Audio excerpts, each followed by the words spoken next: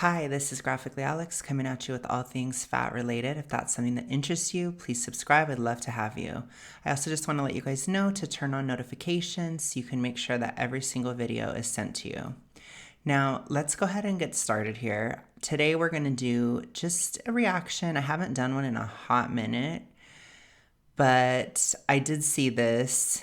It is fat activists versus fit influencers middle ground. And I wanted to really see where I stood on this. I'm not sure. I'll have to see which side I can go, but I just thought it would be kind of fun. So let's do this. Okay, let me go ahead and start. When I hear the term fat influencer, I'm thinking like an unhealthy standard being set. I just can't get behind being complacent. Well, I want to say that it doesn't mean complacency. Okay, fat versus fit influencers. Oh man. Okay, let's go.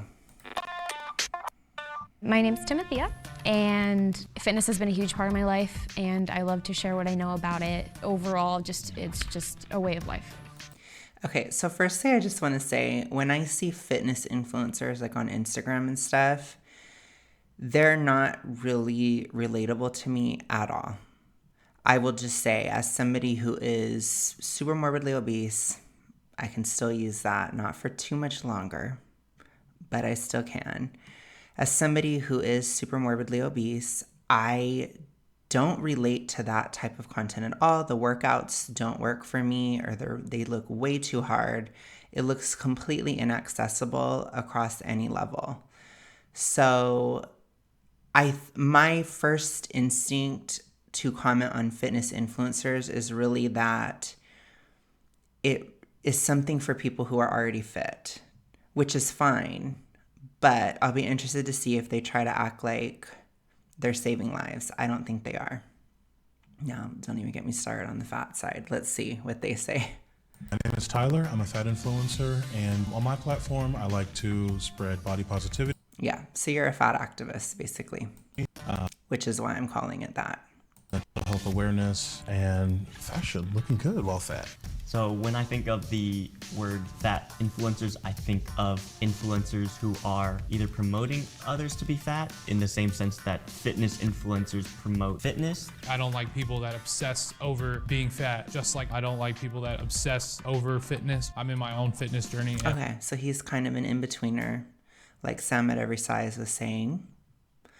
I might need to follow this person. Not even gonna lie. Okay. I'll look him up later. Let's see. A lot of people like it because I'm not the stereotypical dude. The misconception that the opposite side has of me is that I have some agenda to keep people fat, to promote obesity, to tell anybody anything about their size. I would say that it is relatively true, but I would say that you may find your true middle of the road fat activist, but I highly doubt it, because typically if you're a fat activist, you are pushing an ideology onto people, and you are pushing a way for people to view different things, and that can lead into ways of viewing medical stuff, ways of viewing dating, ways of viewing all these different things, including self-perception. So I'm calling slight BS, because otherwise you wouldn't be considered a fat influencer, or you wouldn't be a fat acceptance activist. You are pushing something. I hate it when they say that. It drives me nuts. Okay, let's go. Step forward if you agree. I promote healthy standards as an influencer. I would say I do. I do think that I don't talk enough about it. I definitely will do more in the future of what I do, but I just think that it's really important just to get the overall credibility of having lost the weight. But what I will say is, through implementing certain things, like cutting seed oils and increasing activity, changing my mindset from, oh, let me try to just reduce my calories, and not necessarily eat more and move more. I think that those ways of doing it aren't exactly helpful, especially from a super morbidly obese perspective. I think if you're a thin person that is looking to lose 20 pounds, it's extremely different than somebody who's super morbidly obese looking to lose 200. So I think that when it comes to bigger bodied people, we, in a sense, can kind of see what really works because our bodies are most broken. And so I find that a lot of what a lot of what fitness people do, it isn't actually as healthy as they think it is. Because if it was, then it would work for someone like me. And it never did. So, anyways, I would say yes, I do. Yes.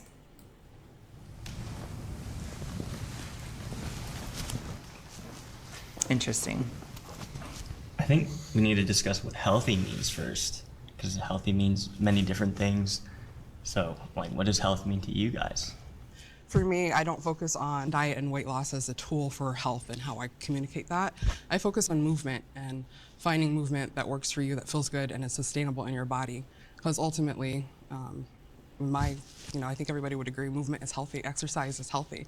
In the fitness world, Yes, movement is good, but diet is also extremely important in terms of your overall health and fitness and your trajectory and towards getting to a healthy weight. It's extremely important, obviously. I tend to think that most people in society, they really, really undercount how important activity is in terms of sustainable, long-term, huge amounts of weight loss.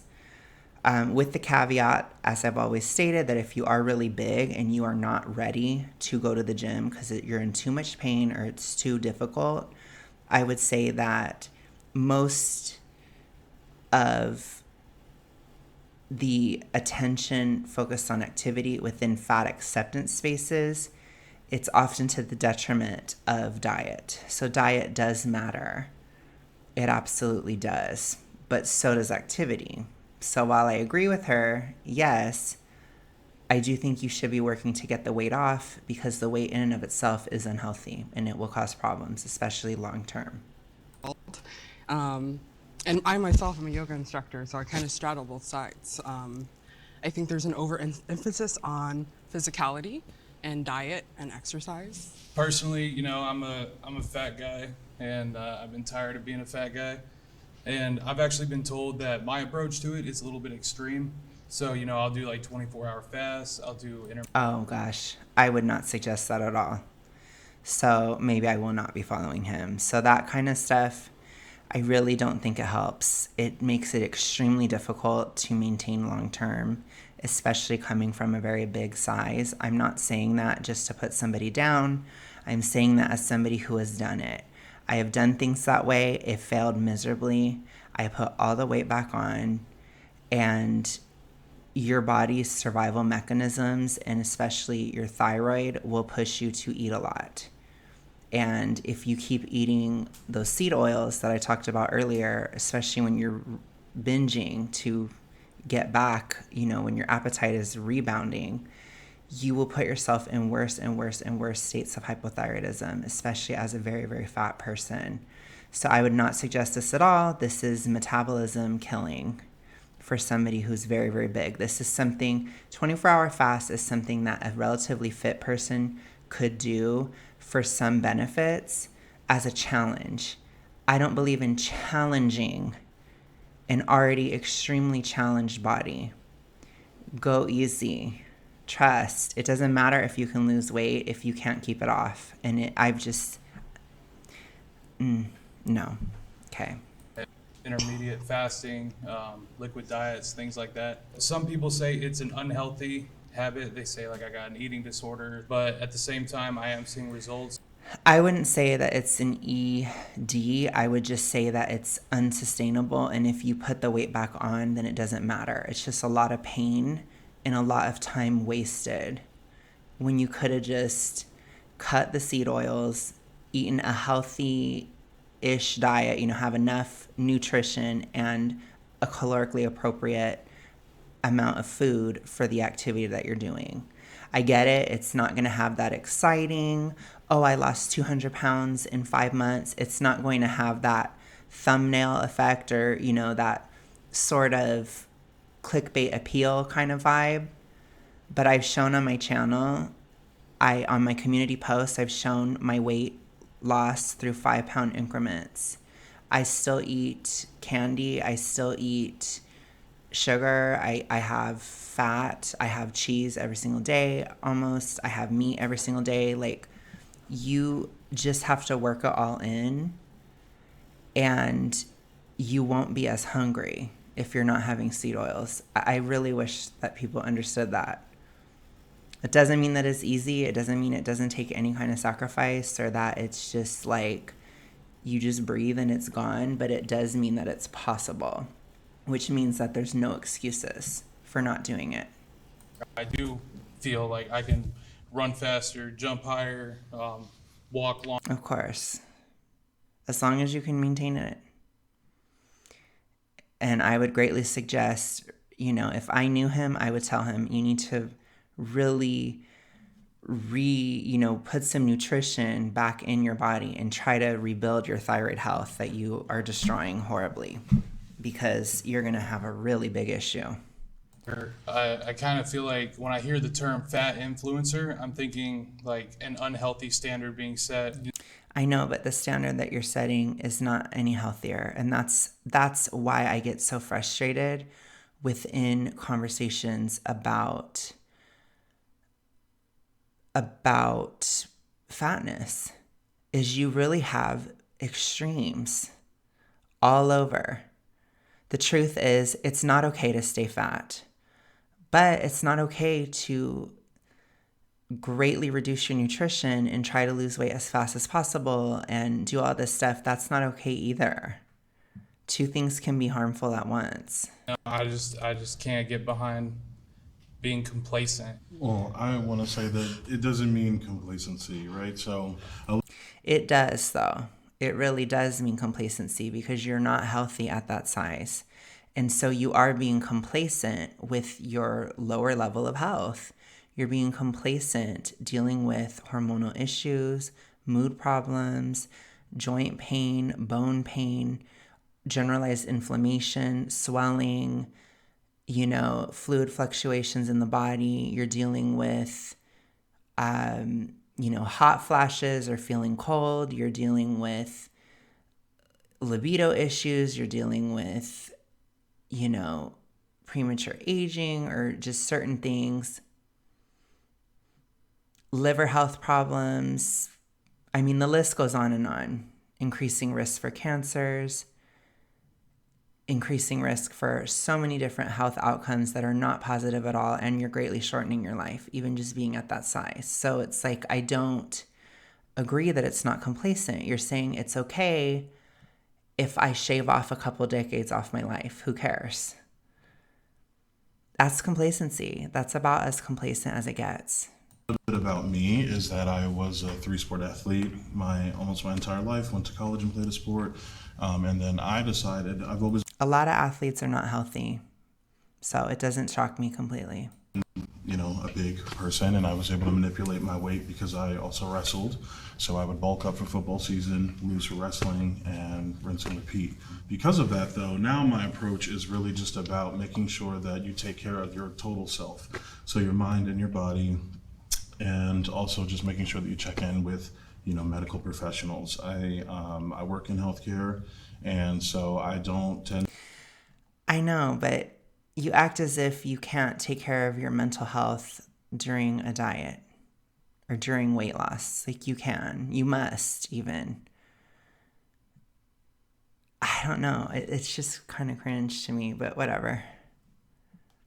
Take advice from people who are not medical professionals. And I would just like to. I know, but what medical professional, honestly, is not advocating for you to lose weight? So that, I have so many questions about that, and I am sniffing BS all the way. Speak up. Like, we're all different. Yeah, there are fat influencers out there that have unhealthy lifestyles that share it, but that's their lifestyle. There are fat influencers that are motivational, that are trying to lose weight. There are influencers out there that just are existing in this world and trying to make it accommodating to themselves and people that look like them. So there are so many fat people in this world, and to like label them all a certain way or to put them in a category where they have to. No, I don't think that somebody just living their life, if they're not talking about fat acceptance ideology, if they're not even talking about their weight, that's just an influencer. I would just consider that an influencer that happens to be fat. There's a huge difference between somebody just living their life and being fat and somebody talking about their fatness, making it a prime issue or concern within their content. I would definitely consider myself in this category of content. This channel is dedicated to the issue of fatness. So it would be ridiculous for me to act as if my social media or whatever has nothing to do with it. And it's equally ridiculous if you're making posts about body positivity, fat acceptance, if you're making posts about what's okay or what isn't okay.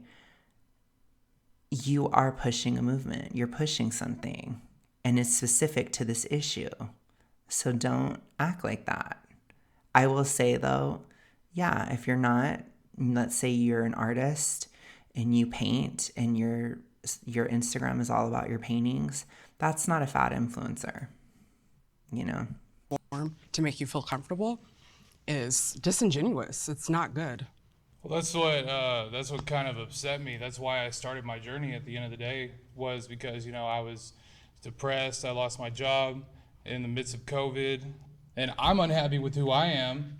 And then I see someone on social media that's like, it's okay to be who you are, and I was like, you're telling me that the way I feel is okay, but at the end of the day, I hate how I feel.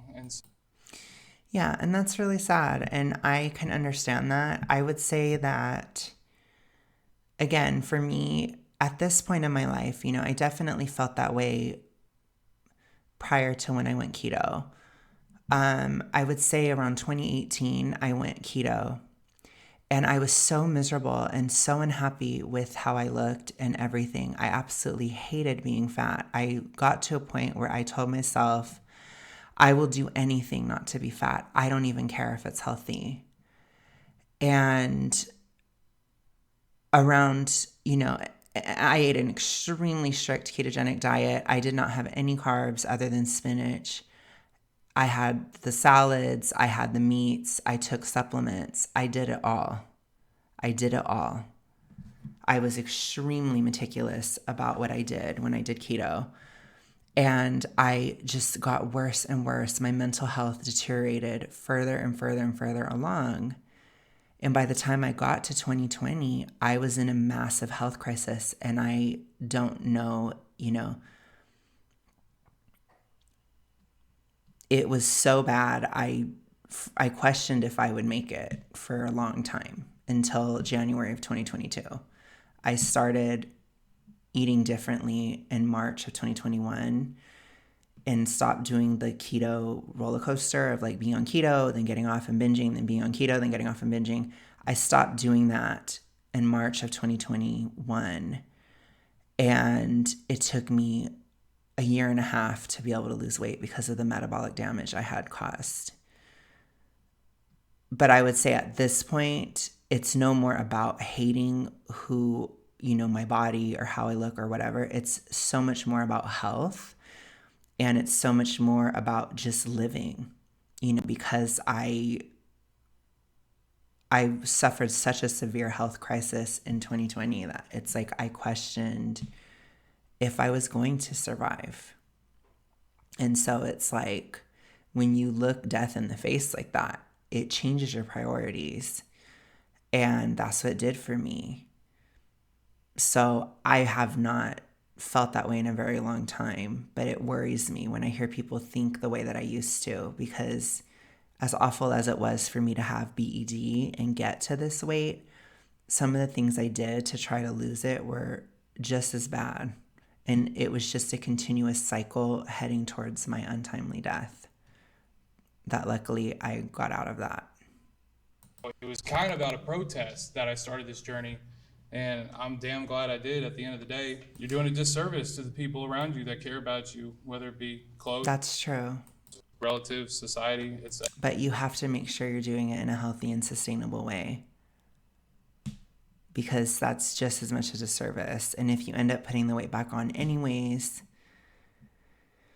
you know, I've always said in terms of this topic, there are so many times where this conversation is so emotional and intellectual, and it needs to be a physical conversation. That's what I try to do on this channel, is bring it back to the ground, bring it back to a practical place, because it doesn't matter if you believe in your mind that, you know, something like veganism or keto is great for you. It's your body still feels like you're dying.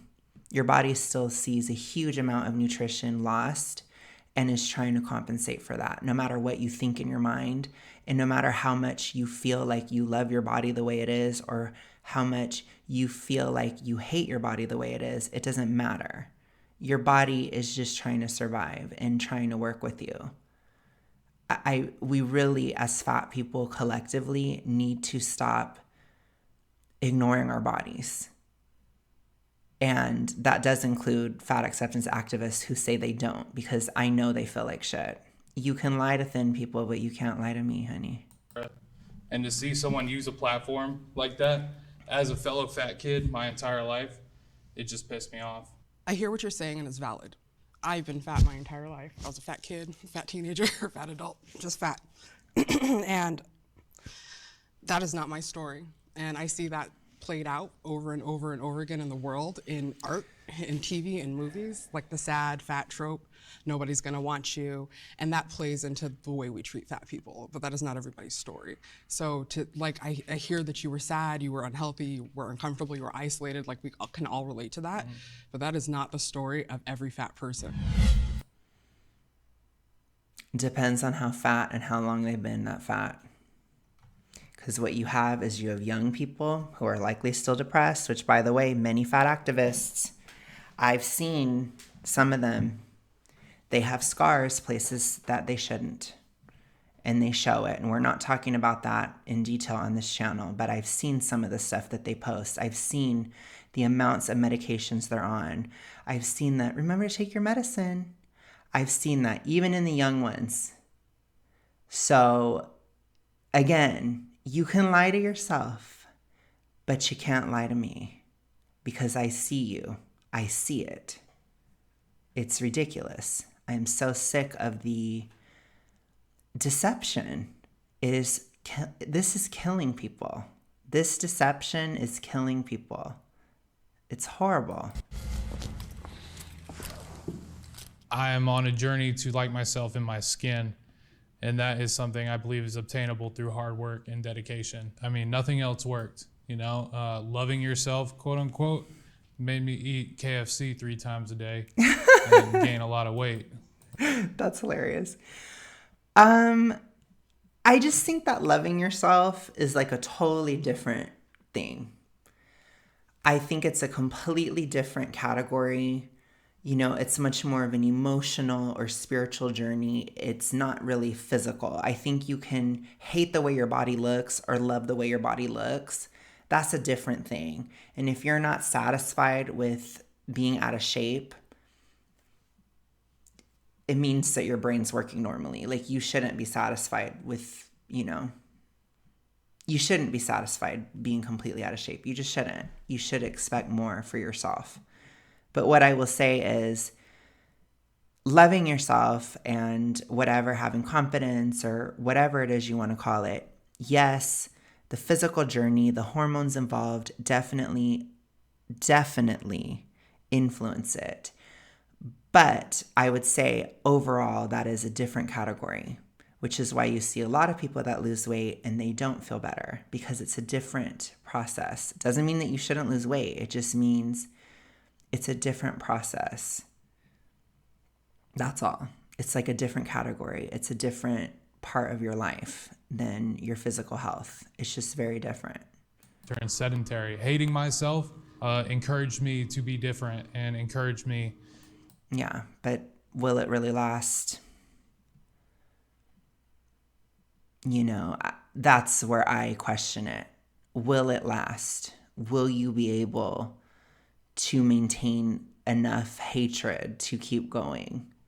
Because I've done that. That's a very hypo. It's funny to talk about the physical side, but that's a adrenal way of looking at things. Can I deal with more pain, with more hate, with more suffering to give me the energy to live my life? That's an adrenal hypothyroid way of looking at the world. The prothyroid way of looking at the world is, let me get to a place where my energy comes from my thyroid to where I can live in peace and still have energy. That's what you want, and that's what most thin people do have. Not all thin people. There are plenty of adrenal thin people, but otherwise you're going to have a very difficult situation where you have to have enough self-loathing, self-hatred, chaos in your life. You're going to want an abusive relationship to give you that energy to keep fighting. You don't want that. I don't expect this video to go here, but I guess I have a lot to say, honestly. I really do. Please, y'all, be pro-thyroid. Don't lose weight through horrific stress and pain. Lose weight through peace, through peaceful movement, as much peace as you can. You can't control everything, but don't tax the stress system to lose weight, because all that does is, as soon as there's a crisis, you're going to binge. You're going to give up. I've been through crisis. I kept going because I feed into my stress system. Just please don't do it this way. To change my life, and as a result, I've influenced thousands of kids. It can be a very good catalyst to go through horrible things. I would say that a large part of why I am becoming this person that I am today is because of the traumatic experiences I've dealt with through the panorama and my personal health crisis, for sure. But that doesn't mean that you only use that to push you. I don't. I will always have scars from that time of my life. I think many of us will, for so many different reasons, infinite reasons. But I still have to walk forward in healing and let go and let it make me stronger. And yes, it gave me motivation to fight the current state of this conversation because, again, I had a personal stake in it. I could have passed away. So it's of course, use it as motivation, but I don't have to live in that all the time anymore. I can move forward in peace. And so it's I get what he's saying, but you have to move past that at some point. And I don't think that having this be the foundation of your health journey is a good idea. I just don't. Younger than me's lives. Fat shaming is worse than skinny shaming.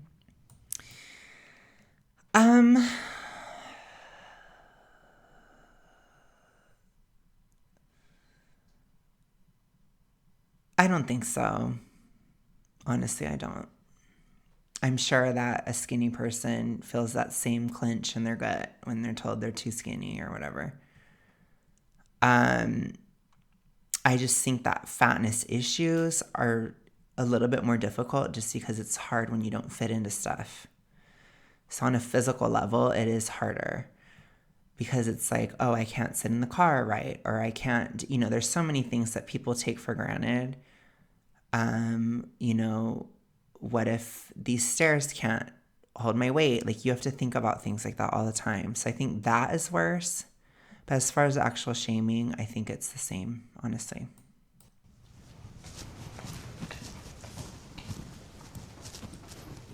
When you thin shame somebody, it is based off of aesthetic. Like, oh, you're so skinny. Yep. I wish I could be like that. I wish I could eat whatever I want and stay skinny. There are these assumptions we have about people in fat bodies that we don't place on thin people, even if they're thin beyond health. And it really makes it so that fat people are overlooked, and it creates an environment where it's okay to perpetuate hate and even violence, you know? Being thin won't limit you. What? How many cases of violence is she talking about? Definitely need some citations there. I haven't seen anything like that. If that's kind of interesting, I guess. I don't think that it's always framed in that light. I think that sometimes it's framed as like, oh, you need to eat something, or oh, this, or oh, that. Like, there's always this sort of like, you know, expectation of a behavior. It'd be like telling a fat person, oh gosh, I really wish I had your confidence, or gosh, I really wish I could eat whatever I wanted and not care. It's like still kind of weird, you know, and especially for men, being really skinny, it's actually very shameful for a lot of men. So I don't know, you know, again, this is where I always come back to with fat activist type people, is they don't have an ability to look outside of their own mind. And it's very frustrating. From being able to shop where you want to shop, you can walk into a clothing store, get clothes right off the rack. Sometimes There's a lot of times when the size isn't there for everybody. I'm telling you, even for me, when I was a 3X, I could never find it. Then I became a 2X, and then there's 500 pairs of 3X now. It's just the curse, okay? It's just the way it is. even have excess. You could go up or down the rack. In my experience, those are not my options. I shop online because I wear a size 15 shoe, because I'm 6'2", and I have a very broad body. The skinny shaming, you know, there is that backhanded compliment. You know, you see that all the time. But when it comes to the fat shaming, you just see more negative out of it. And I just, you know, it's horrible to see. But being fat is still It depends. Again, I know that we're supposed to only acknowledge women in these conversations, and not that I have any issue acknowledging women, but this is ignoring a huge aspect of this. So, no. Sometimes it can be worse. I think as a guy, if you're bigger, either way, it can be better than being called scrawny. Being scrawny can be really negative. Not to say that there aren't some girls that like skinny guys or whatever, but there is definitely this connotation or this shaming that goes into it. So again, just, I think it's the same. I'm not changing my mind. Y'all ain't changing my mind.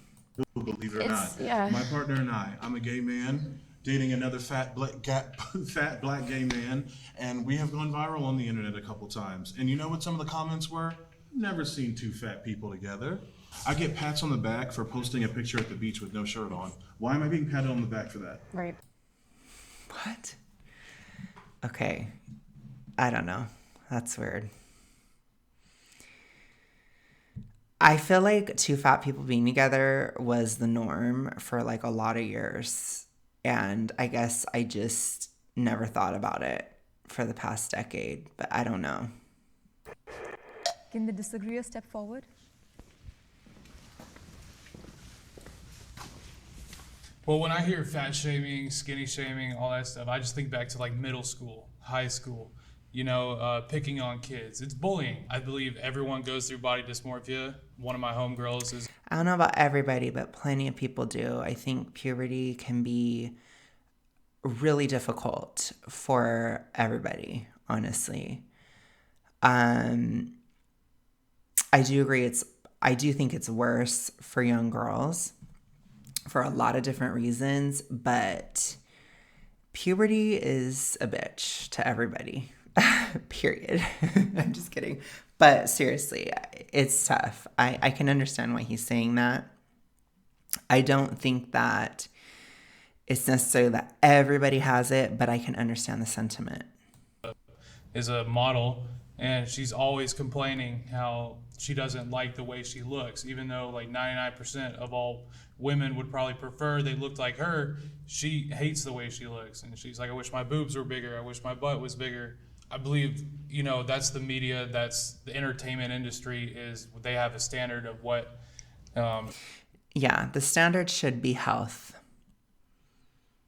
because I don't care what the trends say, you know,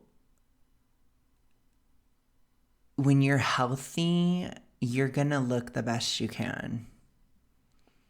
And yes, that will look a little different for everybody. And that's okay. the end of the day is desired, I guess, but not everyone's built like Marilyn Monroe. You said 99% of women would probably want to look like her. That's to me, some of the language that is the problem. Is that I'm assuming that she's probably of a thinner body, Fair. right? Because she's a model, but a lot of women don't. It's okay. Your body you are the standard. You are the model. You are Yeah. the beauty. Like the fact that we think. Okay, yeah, I'm definitely in between on this issue. I don't agree with that either. I think there is a healthy range that's most attractive. Like that already is still what the problem is, and it's still why, to me, fat shaming is worse than the skinny shaming, because like even our language, I know people just desire this really thin body, you know, it's like that's the language in the language. When I get negative comments about my relationship with my partner, I kind of like to troll back. For example, if I tweet a picture of us kissing, Every fat activist does. That's like almost all of their content. or dancing, people will spew the homophobic slurs and stuff. So I like to then just share more pictures of us kissing and really double down into it and let them know, honey, you know, we're here to stay. The girls are not going anywhere. Okay, that's a totally different issue than being fat, so. And just letting them know that I'm confident in myself. I'm happy, I'm in love, and I'm living my life. I don't think I've ever been shamed for my body. I was always moving. I was always, you know, I stayed fit my whole life. You know, to be a fitness influencer, you have to have that image, that skinny, fit, toned look. That's really not the case. If you have the knowledge, if you have the passion to want to help people with their fitness journey, it doesn't matter. That's interesting. That was interesting. Very interesting. I highly believe that. I feel pressure to look a certain way for my followers. I think every single person does, so. But whatever. I think for me, I am where I am, and I don't like, you know, as I've told you guys, I take a very body neutral perspective. I try not to think about it that much, but, you know, if stuff has improved and stuff, or things have changed, I do want to share it, or I do want to post it, or I do want to do these things. I keep meaning to do another update picture, but I keep not doing it. So I guess I don't care enough, but I do care a little bit.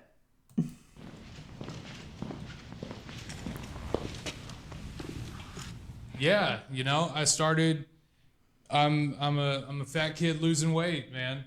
You know, I got an expectation to uphold. You know, I get people all the time, haters, that are like, oh, he's gonna quit, crash diet, blah blah blah. But then I'm not a hater, but I feel the same. there's kids that tell me, you know, you got me out of bed today. You're the best person on the internet. Like, I love you. If I can motivate someone, one person a day, to do something, That's sweet. to better themselves, I'm gonna do everything in my power to keep myself going, and that means not quitting, and that means looking a certain way, always developing, always growing, and you know, 'cause It can certainly be motivating for certain people. For me, I'm very, very intrinsically motivated to do this. But when I took on I decided to take on more of that activistic role within my weight loss to specifically disprove fat acceptance narratives through publicly losing weight, it was a decision. It was tough to consider, and I knew a lot of people are like, oh, you shouldn't do this, or oh my gosh, this is really hard. This is like a personal thing. But for me, it was just, like I said, when you have those catalytic, really intense traumatic experiences, sometimes you just have to put the BS aside. And it's like, yeah, it can be weird sometimes, but luckily it's been mostly positive. Absolutely. I don't know that it always will be, but it's definitely been positive from you guys on here. But yeah, I think the biggest thing is to just show you it's possible, because a lot of us that are really big, that are, I was almost 400 pounds when I started. I'm 310 as of today. I was at my highest, I was 383. People that are that big, they do see it as impossible. And so I'm just really trying to show the possibilities, because I think it's really important. And, maybe other people don't feel this way, but I think this is the most important issue of our time. I just do. That's why I do this. So, anyways, let's continue. If I quit, I'm letting down thousands of people.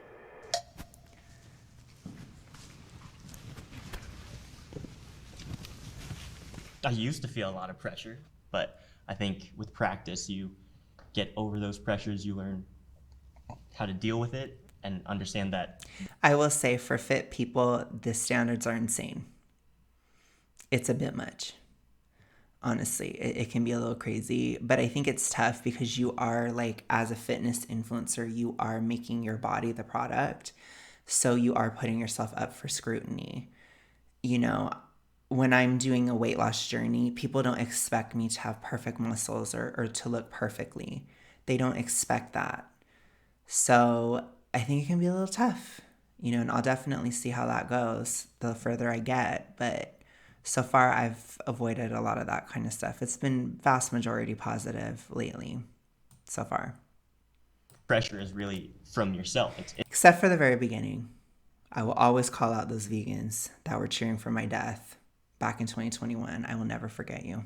Internalized, like you're thinking about what others think of you, when in reality they could care less. They don't even see the little things. That's exactly it. I think we should stop worrying about what other people think.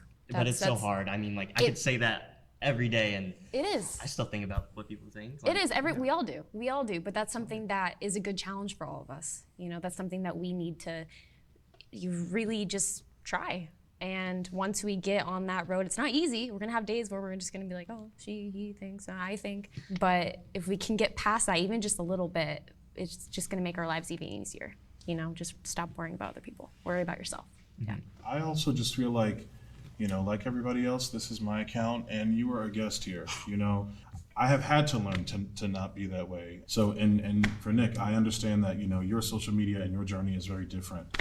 Like, I could clearly see how people or your following would have those expectations for you to continue to lose the weight. It's like, okay, well, we joined this guy so that we could join his journey on his weight loss. So we only want to see him doing the weight loss. Like, you better not plateau or gain, I totally. Mm-hmm. Yeah, I did have to plateau last winter. It's tough, but I always announced it. I've always been very transparent. When I've needed to stop losing weight or when I'm struggling, I've talked about the downsides of weight loss, which is definitely not common. But I just think people should know, like, hey, this can happen, or hey, this is, my experience. If you experience something similar, it will pass. It's just that kind of thing, for sure. I don't know what I'm going to do this winter. I mean, I really have to see. But if stuff changes, I will let you guys know, because I will keep it transparent. I will keep it a buck. I know if Eric's watching, he'll love that I said that. Anyways, shout out to Eric. I definitely see that. Well, it's a sense of accountability, and it really helps me keep my shit going. Otherwise, I would have dropped out a long time ago, to be honest. And I don't do this. I will say, we do. Those of us that are trying to lose weight, we do appreciate support. It can be very hard and very lonely, because a lot of times people in our lives don't necessarily support us. So just be wary of that. But, you know, I would only support healthy stuff for the record. But I'll have to get into that at a later date, you know. Um, I'm just saying. how to do a curl and things like that. I just do like how I feel. I sort of have a self-deprecating outlook on myself and how I feel, and it's sort of like a military style thing. Like you're trash, like you will never be good. I've always said that does work for some people. It does not work for me at all. Because, like I said, I'm too reactive, I'm too emotional. That really, you know, I do so much better being at the gym in peace. There's a reason I've never made that gym video, because I'm always just like going in and trying to get out, and like I just want to have my peace while I'm there, kind of thing, because it's still like difficult. And I go late at night. Like, I don't like, you know, it's still very embarrassing for me to go to the gym being so overweight. I know that I shouldn't and whatever, and nobody cares and whatever, but that's me. And maybe that's just me being like, it's just totally me. That's just me. I will just take credit for that. But I would rather go at night, because I don't like people being on the machines, and I don't like doing all that in front of everybody. I just don't. Not that there aren't people there, but it's so few, because I go late. Anyways, I will eventually show you guys, but I'm like, ooh. Just give up type thing to myself. I think that's interesting that you say that, because the content that I post is not just for people. It's mostly for me, and it's part of my own. It's like, it's cathartic. Okay, that's a little weird, but okay. I see myself in like sweating, like trying to do a headstand and falling, or looking glam for an event, and everything between. So being authentic and like showing up as I am, whether people like it or not, or expecting it or not, is an exercise in self-love. It helps me accept myself. I was really shy as a kid, and also, you know, overweight or fat. I think the misconception is that I wasn't intelligent and that I was lazy. Like, that's a lot of the bullying I got, right? Yeah, I That's very harsh. don't think I dealt with it well. It wasn't until later in life where I started to kind of reject that narrative. Weight loss programs are toxic. It depends on what it is. So it very much depends. I don't think I could say it is just toxic across the board. It really, really depends. But they certainly can be. Certainly.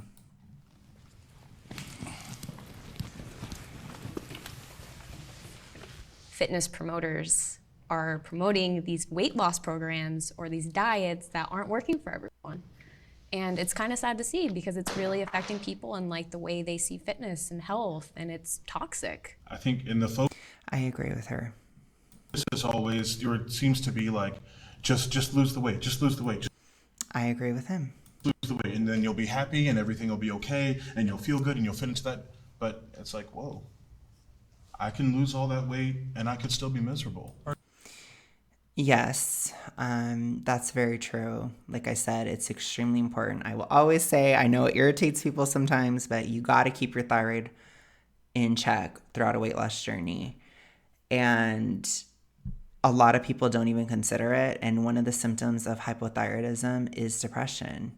You will feel really depressed or really anxious if you have hypothyroidism. Many diets do induce a state of hypothyroid, or they make it worse, depending on what diet you do. So yeah, it really depends, you know, and this isn't really known very much in society. I don't know why. You'd think it would make sense. You know, thyroid is the organ that controls our metabolism, but you never hear people talk about it. So In my journey, one of my biggest points is I do not use a scale, because goals to me are limitations. And when you hit that goal, you get comfortable, aka complacent. You're like, oh, I'm gonna lose 10 pounds and then I'm good. And so that's interesting. I never thought of it that way. That might work for some people. For me, because I'm documenting the process, I do plan on writing a book about this whole thing for sure. Especially when it's done. I document it. I've really, I have a playlist on my channel. It's the my thyroid / weight loss journey playlist on my channel, and it's all the stuff I've documented throughout the years, because this is a years long process, and I really just try to see what happens at what time so I can kind of piece things together at the end and just really put that all together. But what I'm saying is I have to look at the scale, right? I have to look at body fat, and I like to keep track of those things and see where I'm headed and where I've been and that kind of stuff. So obviously my journey is completely different than his, but that is interesting, and that may work for some people. That really might. I focus on the weight. I focus on everything else. I focus on, getting out of bed, that routine of going to the gym, that routine of eating healthy, that normal feeling of like a caloric deficit and things like that. That's a good way to do it too. I'm a fitness trainer too, and I tell my clients, I'm like, the scale really doesn't tell you much. You're gonna fluctuate. It's water weight. It's a lot to it. It's true. So that is very, very true. I've always talked about on my weight loss journey and in general that as you're losing the fat, the type of fat is called polyunsaturated fatty acids. It's PUFA. It's in the seed oils that a lot of fat people consume in such large amounts. So when we try to burn that weight off, those polyunsaturated fatty acids, they cause swelling. And when you're burning fat, it's like your body's eating that. So it's like you ate the seed oils, then you have to burn them back off again. And it's like you ate them again because you ate at a surplus before. So part of that is swelling. So people throughout a fat loss journey will swell. And when you're really, really big, those swelling numbers can be huge. You can swell or fluctuate. Like I fluctuated between, 6 or 7 pounds. Like I remember I was like 315 recently, and some days I get on the scale and I'm like 323, but then the water comes down and then I'm 312 in a couple days. You know what I mean? So it's like not in a couple days, but it's like a couple weeks. So I think especially when you're SMO, super morbidly obese, you can have huge amounts of swelling, and just know that if you are keeping your calories appropriate and being active, you are burning fat. People think, oh, I lost 3 pounds today. Oh my gosh. No, you lost the 3 pounds over the 2 weeks that you were doing it. So yeah, the scale can be deceptive. Don't live for the scale, especially from a very big size, because water weight is a huge part of it, and you do swell. You do bloat. When you burn those fats, it can cause more constipation, which, not to be too graphic, but that can show up as fat on a scale. So just be wary of that kind of stuff. If you have like a fat percentage scale, don't be deceived by it. Don't think, oh, it's not working. It is working. Just do it for another 2 weeks and you'll see the weight come down. Okay. I know that was a long rant, but they're really touching on a lot of stuff here that I feel like we need to talk about. You gotta look at yourself in the mirror. You gotta see those physical changes. I don't even think it's the physical changes, because I'm gonna be straight up. I probably had body dysmorphia for a little bit, and I would always check myself in the mirror. Like after eating, I would check myself because I wanted to keep a 6-pack. Because yeah, that's sad. The fitness industry told me that I needed a 6-pack. You hear fitness influencer, and like the first thing you think is like weight loss program, selling a course. And I purposely wore this shirt this morning just to see like if there would be any extra bias. One thing I noticed about That's so cheesy. You're cheesy. The cheese police just came in. You're arrested. fitness, being in this space for so long, is that just because you're into fitness doesn't mean you're into health. Yes, very true. I told everyone that I dealt with body dysmorphia, and I think in terms of dealing with it, it's just learning that my value is not completely tied to my appearance. Yes, that's 100% true. like I said, it's a totally different topic. When it comes to health or, you know, sexuality and that kind of stuff, your body is incredibly important. That's a huge part of it. But when it comes to who you are as a person and your soul and your inherent worth and all these things, it's not as connected, you know? So definitely agree with that. So it's important to like keep things where they are appropriate, you know? Many other things that I can see value in myself now. I really do enjoy the autonomy I have over my own health and my own wellness. I have suffered from eating disorders. Period. It's called BED, and I will be honest about it. I didn't realize it until Horrific BED. Terrible. Deadly. It's very severe for me. Very bad. So yeah. a couple years after, but I was tracking like every food. I did track calories, macros. Man, I had my scale and I would bring it like to the college's dining hall. I would like weigh everything. And it would get to the point where I would either eat before going out, like if I knew my friends were gonna go out to eat, I would eat at home so I could measure all the food out, put it into MyFitnessPal, and then go out and not eat with them. Or I would probably just not go out at all. So I don't know if that's necessarily an ED, but it could be a bit obsessive.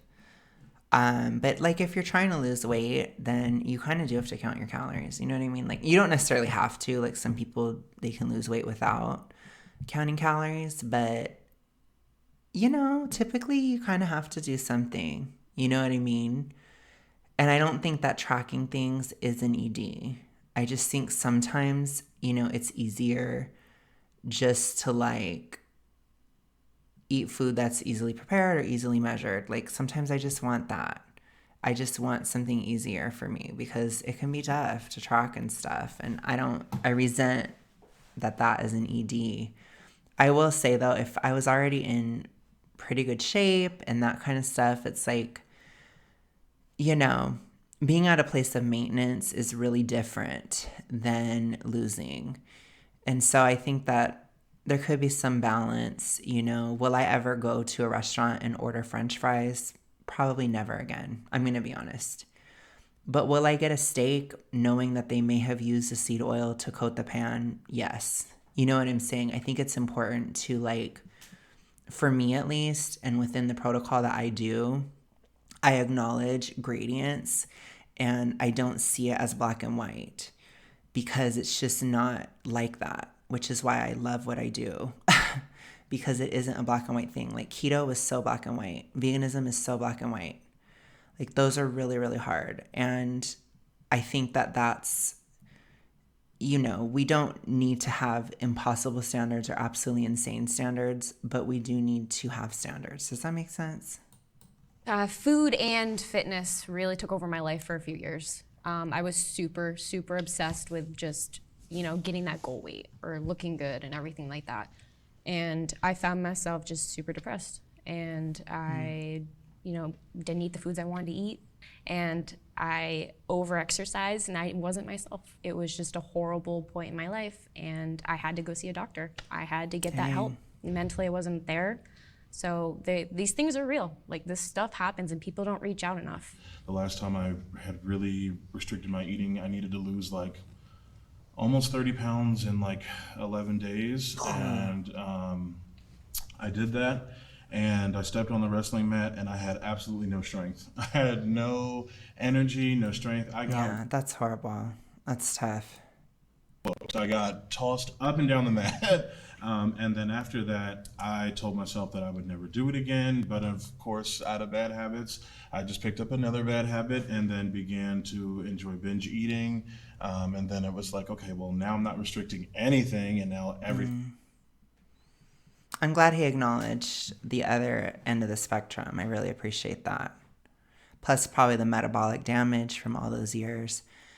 It can lead to binging just to replenish nutrients. And if the foods that you're binging to replenish those nutrients are not nutritious, or very high in seed oil content, like most restaurant food, fried foods, I don't know, you name it, baked goods, right? All these things are extremely high in these type of oils, then you can put on a huge amount of weight. So I can understand that. Trust me, I know that all too well. It goes. And how are you now? Now I'm much better. Therapy, medication, everyday practicing, doing the right kinds of things. I'm much better now. I suffered from an eating disorder. I had childhood trauma, and it took me until my adulthood to realize I was pacifying with food, and that's something that was taught to me. And then on the other end of that, with extreme dieting, like I did the HCG protocol where you eat 500 No. See, and that's the thing that kills me about this is like people try. They try and then they give up because they're told these horrible things that are just ridiculous. And I'm so sorry because I also had childhood trauma, which is what led to my BED. And it's very horrible because it's not our fault that we were traumatized, you know what I mean? So I can totally understand that. a day and give yourself an injection for months on end. And so I have done the full spectrum. The 500 calorie diet, was that something with like a medical professional that they recommended? Yeah. It's horrible. Absolutely horrible. I'm telling you guys. How was that? Like, It was traumatic. They still push things now. It drove me into a spiral. Yeah, because you're going to go nuts. You're going to go absolutely nuts eating that way. I am so sorry. What you're saying about like bringing your scale and eating before you went out with your friends, because that was me. It's really, it's taken so much time for me to get to a point to even know what I like to eat. And it took me until like 25, 30 to even realize, okay, I don't actually like eating that. I actually don't like this. I like this. And it's been really healing to like reclaim my relationship with food and to say like, okay, this is what I like and this is what makes me feel really good. Yeah, but I don't know if it's great to just stay where you are either. You know what I'm saying? I think that full recovery is getting to the end of the recovery. Like, I have a lot of physical damage from my BED. It would not be helpful to just be like, well, my BED's gone. Okay, whatever. My BED is gone. I don't have it anymore. I had it for so many years. I had to fight it for 5 years. It took me a long time to get rid of it because people think that BED is physical, but it can be, but usually if it is physical, it's just because you've done a diet that's way too restrictive for too long. But in my opinion, true BED is completely emotional. And so you do have to fight things and you have to do things in order to break those cycles. Does that make sense? So, influencer, what are some things I can do that helps out the other side, which would be fat influencers? What are like certain things that you guys promote that you could see me promoting? Really want people to stop looking at fat people and all of a sudden becoming medical professionals and telling me about high blood pressure and diabetes, because again, you're not a medical professional, right? Let's let the fat people do the mukbangs too, Like, if you want to do one, that is so cool. But if a fat person wants to do one, let us just do it in peace. That would be my takeaway. Because you never know what we're doing behind the scenes. You don't know how many therapists, how many doctors, dietitians. You have no idea how many things that we've had. I want to know a little bit more about the beauty standard on, we're in 2021 and it's not like back in the day now. Are we making the right direction? Is that good? I think it's reactive. It's good. Visibility is important. I've talked about this before earlier. I think that we all I don't think it's good. I'll just leave it at that. deserve to be represented, no matter what we look like, no matter what the status of our health. We should all see ourselves in the world. So I think, there is progress being made. There are brands that are making sizes that more people can wear. We are seeing body diversity on magazines and things like that, but it's very reactive and it's very tied into commerce and marketing. Yeah. So is it real? I don't know, but it's part of our culture and it's slowly shifting for whatever reason, like regardless, it will eventually have an impact on society as a whole. So yes and no. Is it going to promote people to think it's okay to be overweight? Here's the thing, people have been fat since people have existed. Yeah.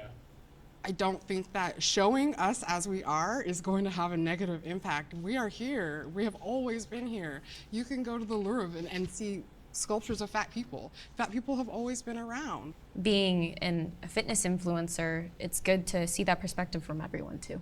We all have our differences, but as long as we stay on the path that we want to stay on, healthy, mentally, physically, emotionally, we're going to be okay. And it's okay to get help. It always is okay to get help. Thank you so much, everyone. So I don't know about like, oh, does visibility do this or does it do that? I think in a lot of ways, it's almost made things worse. And it's because, you know, when some of the stuff that's done, like I think it was Cosmopolitan or something, it was some magazine where they put "this is healthy" and they have like this hugely fat person on the cover saying that it's healthy. That kind of stuff, it actually enrages people and it can have like an opposite effect. So I think that we need to just get out of this idea that we need to look to corporations for what is healthy. And I think we need to tell corporations what is healthy. You know, I think in society we have such a corporate-led society. I think we should lead the corporate. So that's a huge thing. That's not just in terms of fatness, but I think it's in terms of like a lot of different things. And so I don't think those things are as helpful as people think they are, because most of the time as a fat person, I'm sure I'm not alone, but a lot of that stuff is really embarrassing for a lot of fat people. It's not to say it's embarrassing for every fat person or this or that, but I just am not convinced that somebody sees, you know, fat mannequins and they want to buy it. I think there's an effort of, you know, like Target trying to make people think that it's normal to be hugely fat, for example. That's what I see. And they would say, oh, no, that's not the case and blah, blah, blah. But it just seems like it to me. So like I said, I think we need to lead them, not them lead us. But thank you guys so much for watching. I hope you guys enjoyed this. I haven't done a long form video like this in a minute. I hope I wasn't too crazy or too ranty or too this or too that. But thank you guys so much. I will see you guys again soon. Have a good rest of your day, night, whatever. I'll talk to you later. Bye.